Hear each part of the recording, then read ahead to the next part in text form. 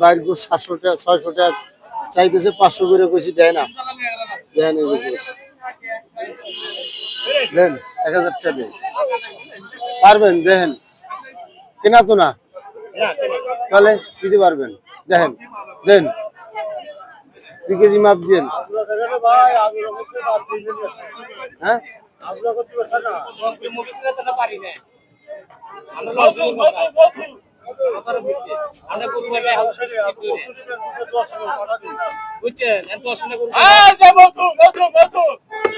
আমরা নিয়ে রান্না করে খাই, অফিসে অফিসে নিয়ে রান্না করে খাই।